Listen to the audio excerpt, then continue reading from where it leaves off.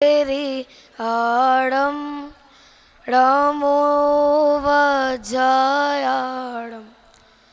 नमो लोहे सवसाहूढम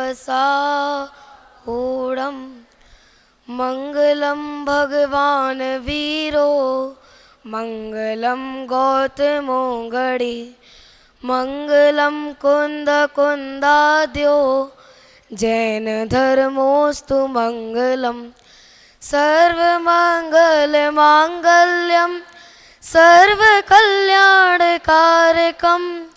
प्रधानम सर्वधर्मानां जैनम जयतु शासनम जैनम जयतु शासनम तीनम तु शासनम तीन भुवन में सार वीतराग विज्ञानता शिव स्वरूप शिवकार नमो त्रियोग समारिके ओम नमः।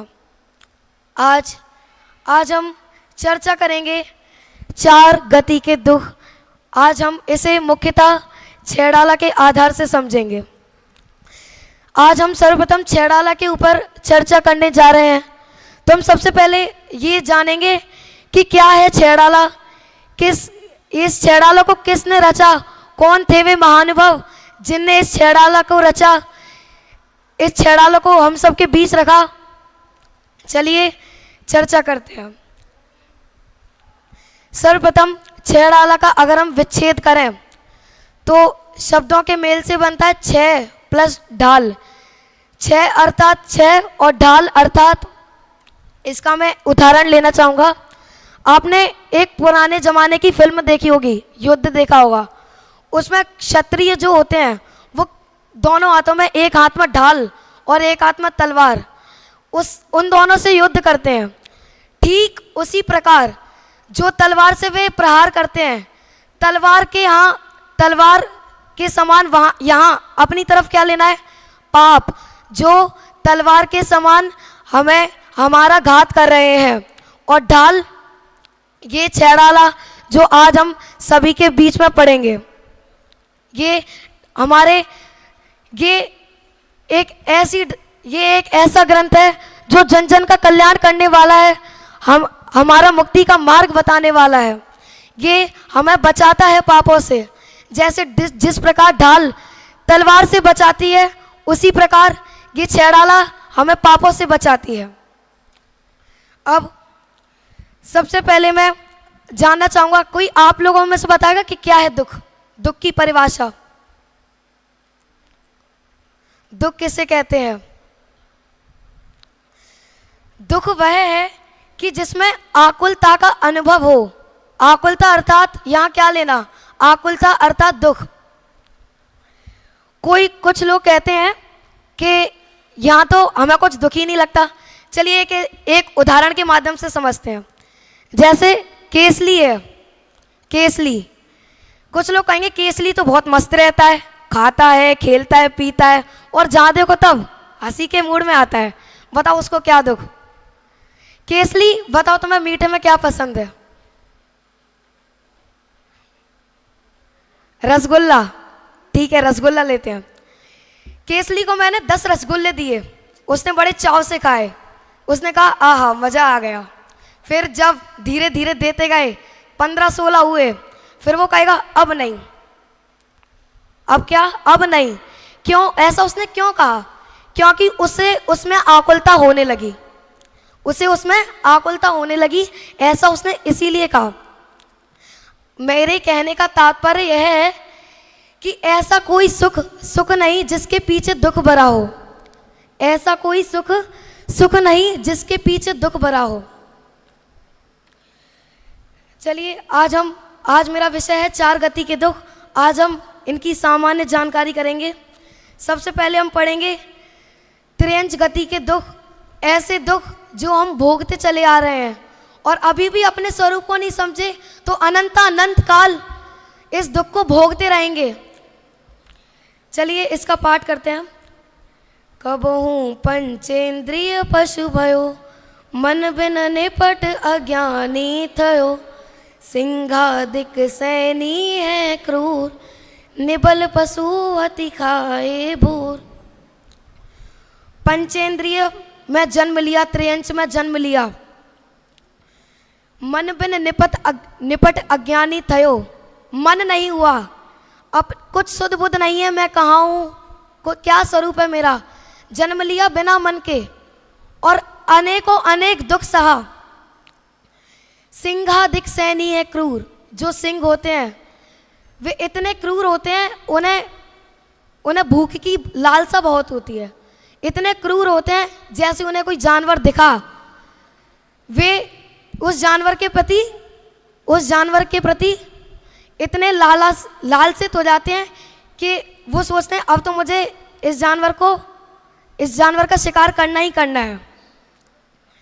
निबल पशु अति खाए भूर। और त्रियंच में जब जन्म लिया तो हम निबल अर्थात बल रहित हमने जन्म लिया।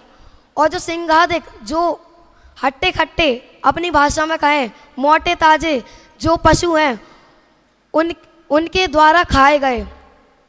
और आगे क्या कहा, कबहू आप भयो बलहीन, सबलनी करी खायो अति दीन। कभी तो यह जब इसने त्रियंच गति में जन्म लिया तो बलहीन हुआ, बल रहित हुआ। सबलनी अर्थात सबके द्वारा खाया गया। छेदन भेदन भूख प्यास। पता है, हम देखते हैं, हम साक्षात देखते हैं त्रियंच गति के दुख, मारते हैं, वो कितने दुख सहते हैं, उन्हें खाने को कोई देने वाला नहीं है। प्यास लगती है उन्हें भयंकर, उन्हें कोई देने वाला नहीं है। छेदन भेदन भूख प्यास। इतनी भूख प्यास की और इतनी भूख प्यास होती है कि उनका हम बखान करें तो भी पूरे नहीं हो पाएंगे। भार वहने आतप त्रास। और ऐसे ही त्रियंच गति में धारण करता गया, दूसरे जानवर हैं उनके द्वारा खाता गया। अब आगे जो आजकल हम देखते हैं, गांव में गाय भैंसों को बांध देते हैं, इसके दुख की हम चर्चा करेंगे। बदबंधन आदिक दुख घने, कोटि जीव ते जात न बने। अति संक्लेश भाव ते मर्यो, घोर स्वभ्र सागर में पर्यो। बंधन, भद अर्थात मारा गया, बंधन बांधा गया। इतने अनंत दुख हम भोगते आ रहे हैं और अभी तक पता ही नहीं है कहाँ है। अति संक्लेश भावते मर्यो, घोर स्वभ्र सागर में तरयो। और यही सोचता रहा अब मेरा क्या होगा। इतने संक्लेश परिणाम किए, संक्लेश अर्थात हीन परिणाम, इतने हीन परिणाम किए, सोचता रहा मेरा क्या होगा क्या होगा। और घोर स्वभ्र सागर में पर्यो। और इसी जो जन्म मरण की दुख श्रृंखला है, इसी में घूमता रहा। अब आगे हम चर्चा करेंगे नरक गति के दुख। चलिए हम इस सभी लोग मिलकर पाठ करेंगे। तहाँ भूमि पर सत दुख इसो, बिच्छू सहस डसे नहीं तिसो। तहाँ राध श्रोणित वाहिनी, क्रमिकुलि कलित देहधा। उस नरक की भूमि अर्थात अपनी भाषा में कहें धरती, उस नरक की धरती में इतने दुख। जब हम जन्म लेते हैं तब एक गेंद होती है, गेंद फुटबॉल, हम उसे ज़मीन से बाउंस करते हैं तो बाउंस ऊपर नीचे। जब जन्म लेते हैं ना तब नरक की भूमि को स्पर्श करते हैं, ऐसे उछलते रहते हैं। और मात्र नरक की भूमि को स्पर्श करने मात्र से इतने दुख, हजार बिच्छू, यहाँ एक बिच्छू काट जाए तो डॉक्टर के पास जाते हैं, अरे हमारे बेटे को क्या हो गया, बिच्छू ने काट लिया, ये हो गया वो हो गया। और वहाँ तो हजार बिच्छू, ऐसे दुख भोग कर आए हैं हम। उससे भी कई गुना ज़्यादा दुख मात्र भूमि को स्पर्श करने मात्र से। तहाँ राध श्रोणित वाहिनी, क्रमिकुलि कलित देह दाहिनी। वहाँ खून और पीप की नदी बहती है, आपने सुना होगा वैतरणी नदी, उस नदी का नाम है वैतरणी नदी। उस नाम की नदी बहती है खून और पीप की। क्या सोच के जाते हैं नदी के पास? थोड़ी सी हमें राहत मिलेगी, हमारी नदी के पास जाएंगे तो थोड़ी प्यास बुझेगी। और जाते तो उसका उल्टा, इतनी गरम, इतनी पीड़ा। उसमें जब असुर कुमार जाति के देव गिराते हैं ना, तो इतनी वेदना होती है कि कह भी नहीं सकते उस वेदना का वर्णन। आगे क्या कहा? सेमर तरुदल जुस असि पत्र, असि ज्यों देह विदारे तत्र, मेरु समान लोह गल जाए, ऐसी शीत उष्णता था। सेमर तरुदल, अब दुख भोगते रहे, यही श्रृंखला बार बार चलती रही। पेड़, वहां पर एक पेड़ होता है, उस नीचे पेड़ के नीचे जाते हैं। क्या सोच के जाते हैं? हम अगर अभी की पर्याय में देखें, मनुष्य गति में, तो बहुत कड़कती धूप हो, हम पेड़ के नीचे जाएं। क्यों जाएंगे हम पेड़ के नीचे? छाया के लिए, धूप से बचने के लिए। वो क्यों जाते हैं? इस दुख से बचने के लिए, थोड़ी राहत तो मिले। पेड़ के नीचे हमें क्या मिलती है? शीतलता। वो भी शीतलता लेने के लिए जाते हैं।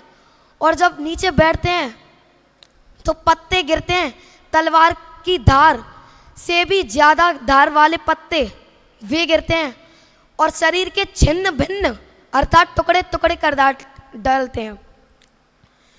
मेरु समान लोह गल जाए, मेरु 99,000 योजन ऊंचा मेरु, उसके समान लोहा गल जाए और पिघल जाए।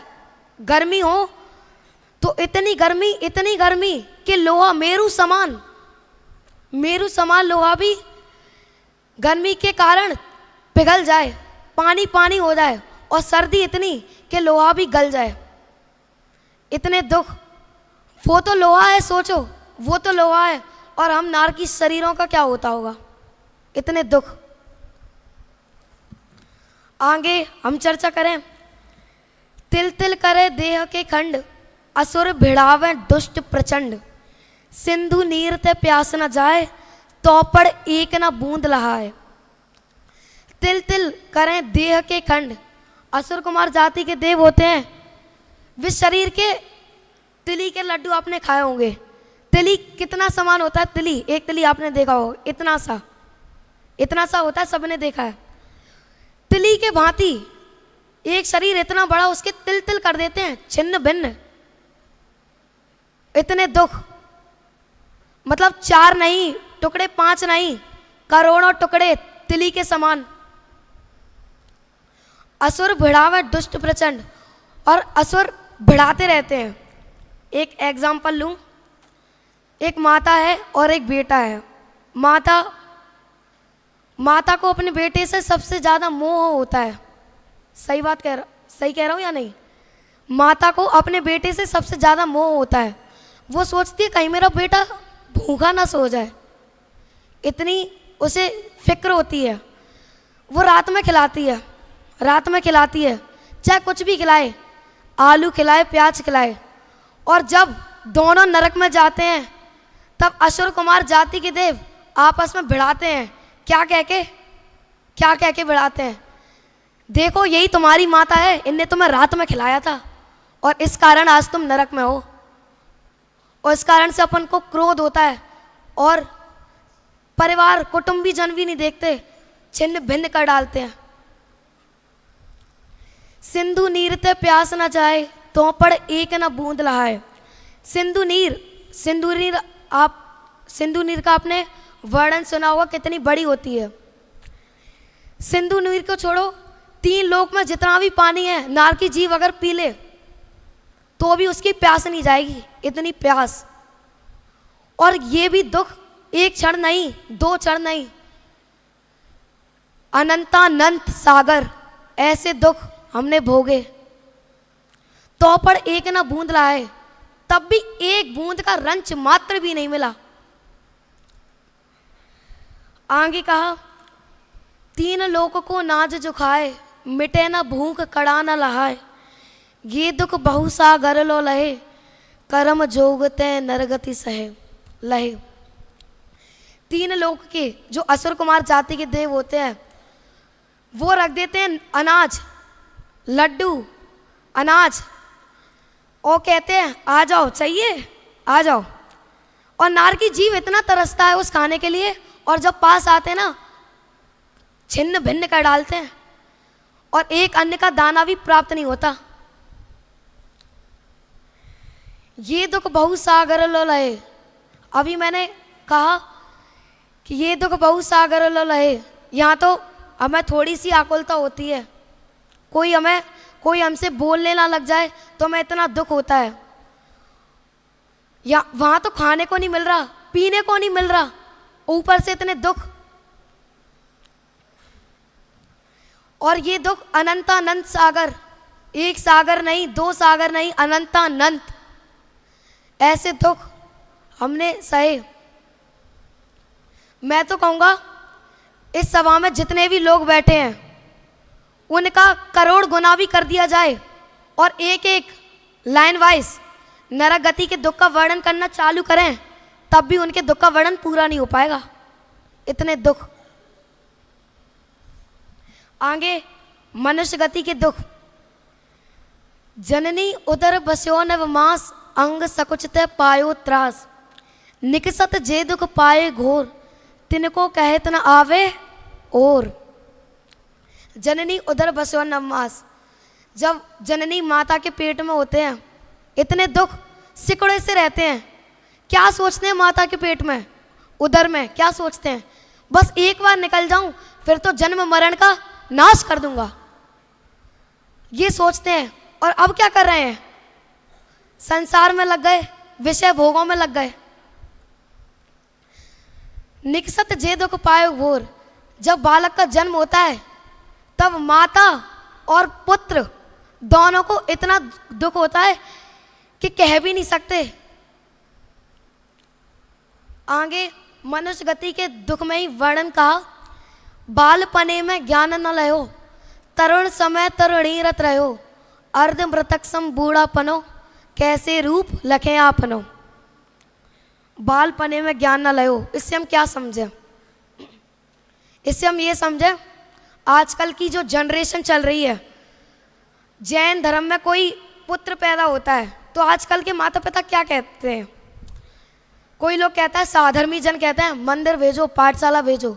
कुछ लोग कहते हैं अभी तो छोटा है, सीख जाएगा, छोटा है, ठीक है, छोटा निकल गया, बालपने में बालपना निकल गया, तरुण समय आया। तरुण समय अर्थात तरुण अर्थात होती है जवानी। जवानी में किस में लग गया?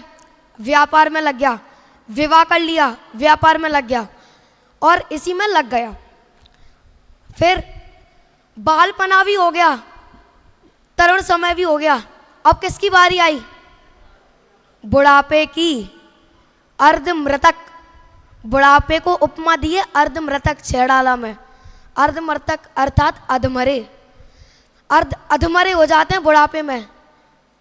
यहाँ हमारे समक्ष कई बुजुर्ग जन बैठे हैं, उन्हें पता होगा बुढ़ापे में कितने दुख होते हैं।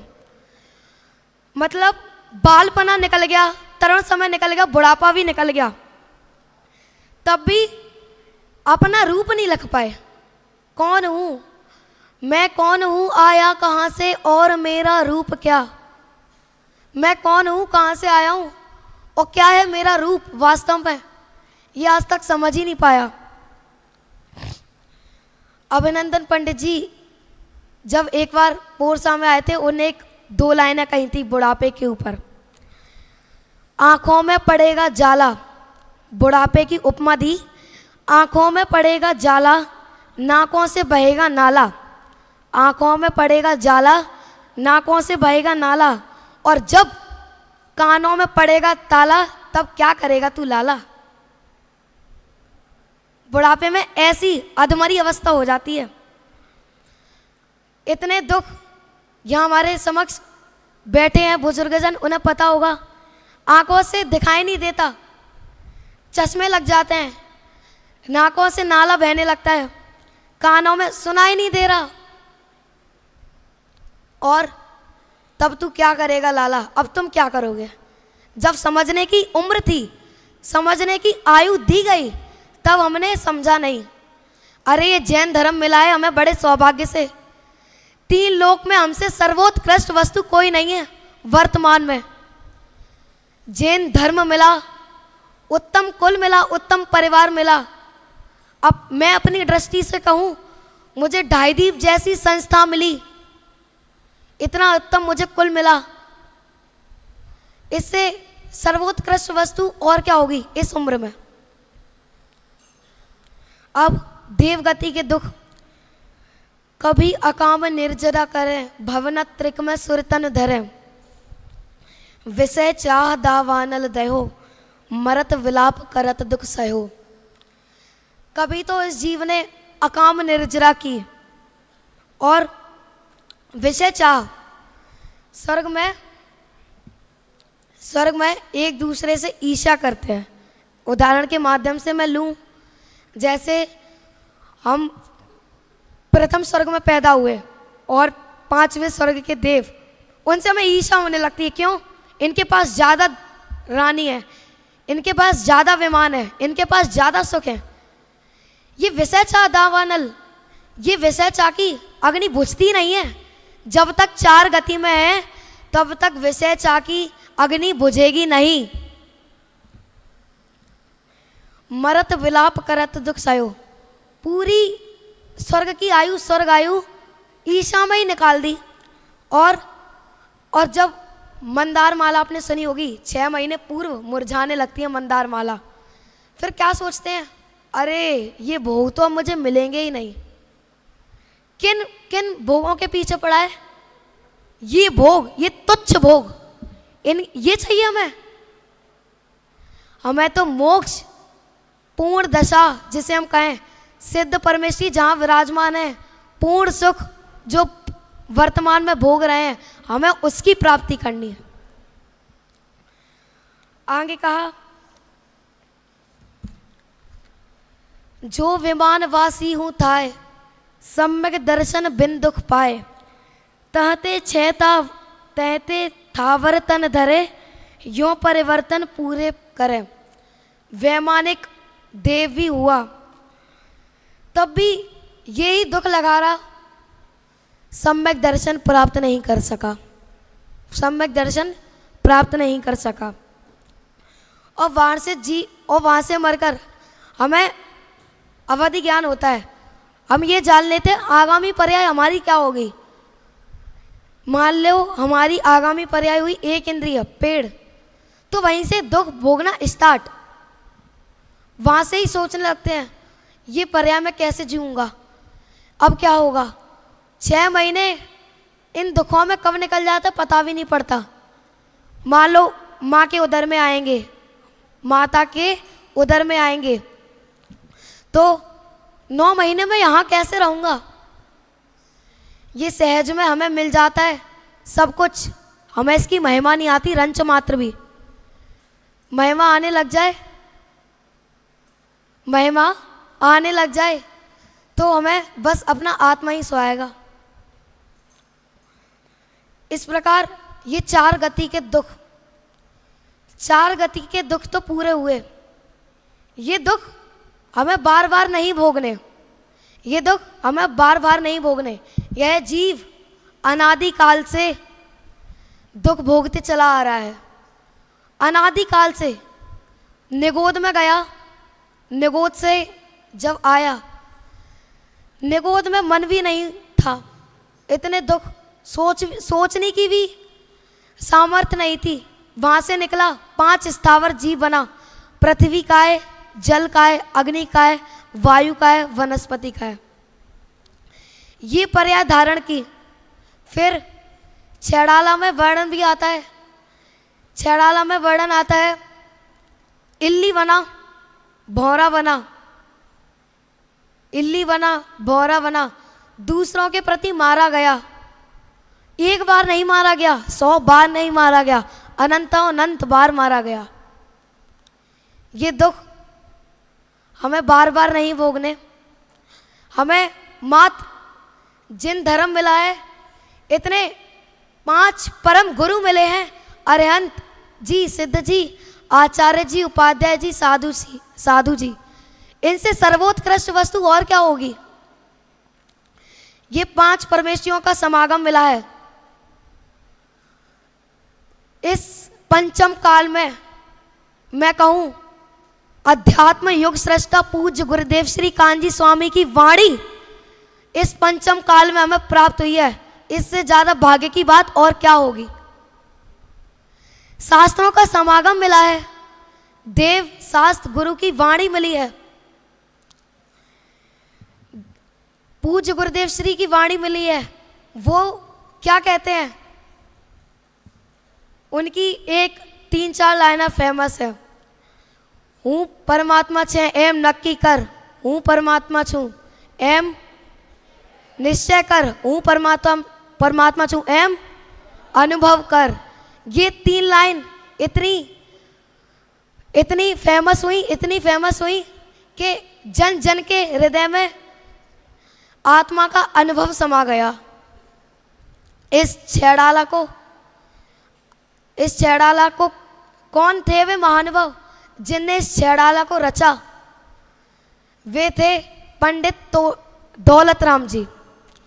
पंडित दौलत राम जी का जन्म विक्रम संवत 1855 से 1856 के मध्य में हुआ। इनका जन्म सासनी जिला हाथरस उत्तर प्रदेश, सासनी के ठीक 3 किलोमीटर दूर एक और संस्था है तीर्थ धाम मंगलायतन। पंचम काल में इतनी संस्थाएं चल रही हैं। क्यों चल रही हैं इतनी संस्थाएं? पंचम काल में धर्म चल रहा है, जिन धर्म चल रहे हैं, इतनी हम बालकों के लिए छोटी सी उम्र में इतनी अच्छी ढाई दीप जैसी संस्था खुल गई है। हमें किस बात का दुख होना चाहिए? किसी बात का नहीं। इस उम्र में जिन धर्म का समागम मिला है, ये तो बहुत पुण्य से मिला है। पंडित दौलत राम जी की प्रमुख 2 रचनाएं, एक जिसका हम अभी पाठ कर रहे हैं छेड़ाला, और एक और दौलत विलास। पंडित दौलत राम जी के पिता थे पंडित टोडरमल जी। पंडित दौलत राम जी ने अपने समय में इतनी रचनाएं जैन धर्म की लिखी कि जन जन के उस समय में जन जन के कंठ में बस वही गुनगुनाते रहते थे। आजकल के बच्चे, आजकल के हम लोग गाना गाते रहते हैं, कंठ में गाना ही बना रहता है। ठीक उसी प्रकार उस जमाने में पंडित दौलत राम जी जब हुआ करते थे, इतनी अच्छी कृतियां लिखते थे, जन जन के कंठ में उनकी कृतियां समा गई थी। इतना अच्छा वो लिखते थे। हम भी जन्म मरण का अभाव करें और ये जो 4 गति के दुख हैं, इनका स्वरूप वैसे तो बहुत बार समझ लिया है, अभी भी समझ गए हैं, मात्र किसकी देरी है? मात्र अपनाने की देरी है। अपना लें तो ये जन्म मरण के दुख की श्रृंखला रुक जाएगी। याद है आचार्य कुंद देव अपनी माता से क्या कह के गए थे? वे माता से कह के गए थे, मोह हो तो ऐसा कैसा? वे अपनी माता से कह के गए थे, अब मैं किसी भी माता को रुलाऊंगा नहीं, आप मेरी अंतिम माता रहोगी। ये होता है सच्चा प्रेम, ये होता है पुत्र का एक फर्ज जो हर एक पुत्र को निभाना चाहिए। हमारे गौरवशाली पुरुष कुंद आचार्य देव 8 वर्ष की उम्र में उन्हें दीक्षा ले ली और वो कहाँ गए थे? विदेह क्षेत्र सीमंदर भगवान के समव शरण में। सीमंदर भगवान की डायरेक्ट वाणी हमें मिली है समय सार, कुंद कुंद आचार्य देव की 5 रचनाएं कोई मुझे बताएगा? कुंद कुंद आचार्य देव की 5 रचनाएं। जी विराट जी।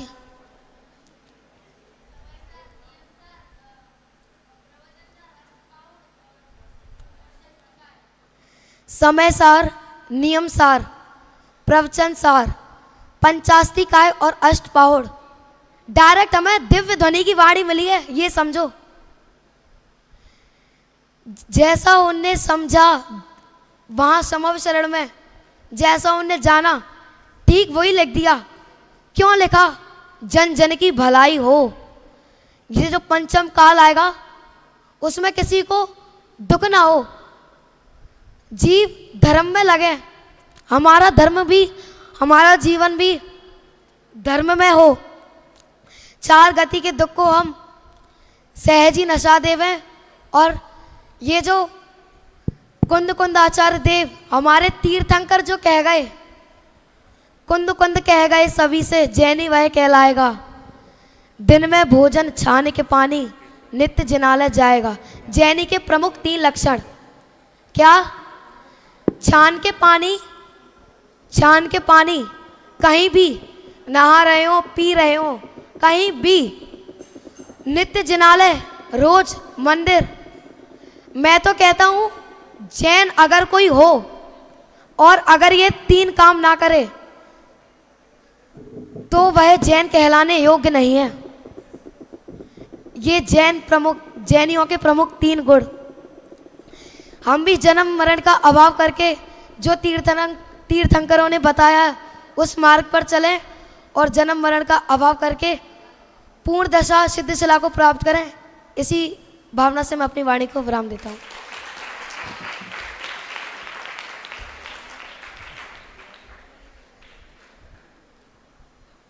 मजा आ गया होगा सभी को।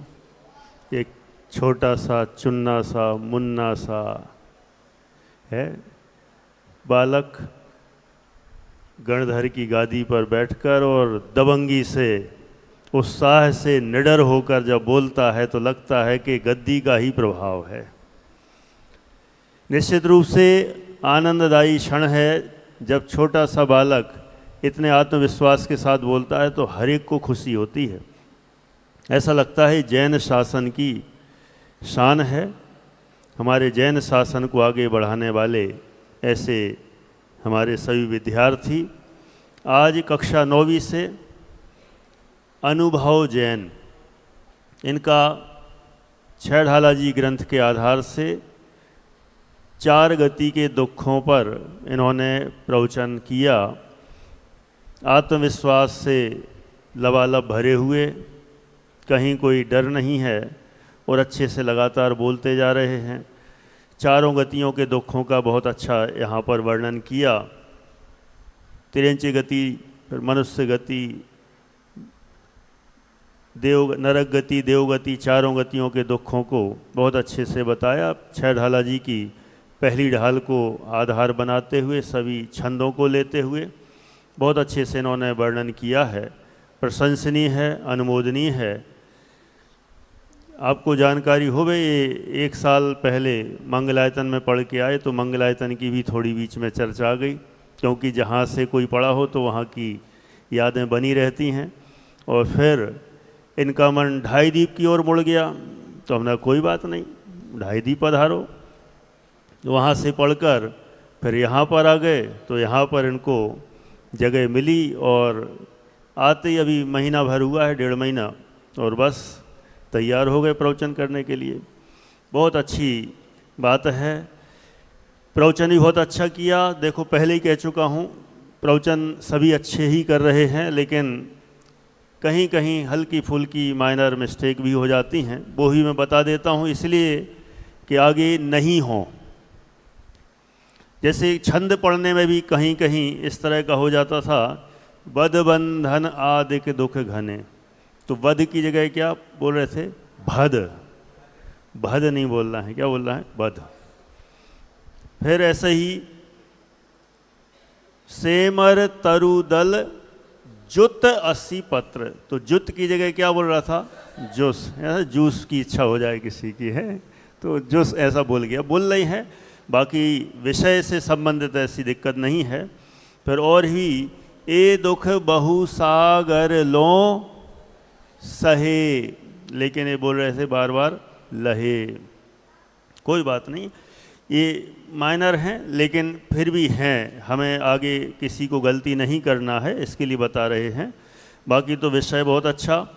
ये जब गुरुदेव श्री के 3 वाक्य बोल रहे थे वहाँ पर भी थोड़ी सी अशुद्धि हो रही थी। हूँ परमात्मा छूँ एवं नक्की कर, ये सही है।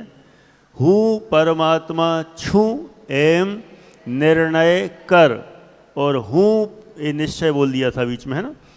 बाकी निर्णय निश्चय एक ही बात है, लेकिन जो शब्द हैं तो वही हमें पक्के ध्यान में रखना चाहिए। फिर अंतिम क्या है, हूँ परमात्मा छूँ एम अनुभव कर। ये तीनों वाक्य वहाँ पर लिखे गए हैं गुरुदेव के पीछे ही ऊपर की ओर। ये तीनों ऐसे तीनों बहुत सुंदर वाक्य हैं। बस थोड़ा सा एक और सुझाव है। इनका विषय था 4 गति पर, शुरुआत से चलता रहा 20-22 मिनट तक, बहुत अच्छा। बाद में मुझे लग रहा कि इन्होंने थोड़ी गाड़ी उल्टी मोड़ दी, या शायद ऐसा लगा कि आधा घंटा पूरा करना है, तो फिर कुछ इधर उधर के उदाहरण, थोड़ी बातें की। कभी कभी कई लोग करते भी हैं, ऐसा नहीं है, लेकिन अपन को कैसा सीखना है, विषय पे चलना है। और थोड़ा सा उल्टा घूमा, जैसे छैढाला जी की शुरुआत की तो पंडित दौलत राम जी का परिचय पहले देना चाहिए, जो कि बाद में आने लग गया है ना। तो थोड़ा सा विषय उलट गया, जो शुरू से ऐसा लेना चाहिए। आचार्य कुंद देव ने इनकी चर्चा गई, फिर उनकी महिमा आई, तो इस विषय की आवश्यकता नहीं थी। और फिर बाद में कितने वर्ष की उम्र में दीक्षा ली? 8 की उम्र में नहीं ली, 11 की उम्र में दीक्षा ली। तो ये हमें करेक्शन करना चाहिए, है ना। ठीक है, अभी तो शुरुआत है, कुछ अंत का विषय विषयांतर भी रहा, लेकिन 20-22 मिनट तक इन्होंने बहुत अच्छा बोला और अच्छा विषय आत्मविश्वास के साथ भरे हुए ऐसे ही सभी प्रवचन करते रहेंगे, निश्चित रूप से बहुत आनंददायी होगा। अभी तक 11 छात्रों ने प्रवचन किए हैं और अब 8 दिन का अंतराल पड़ेगा अष्टानिका का, और उसके बाद फिर पुनः आगे विद्यार्थी प्रवचन प्रारंभ करेंगे। बीच में हम नियमसार जी ग्रंथ का लाभ यहाँ से विद्वानों के द्वारा लेंगे। अभी अपना अगला विषय चलेगा, उसके लिए हम तैयार रहें।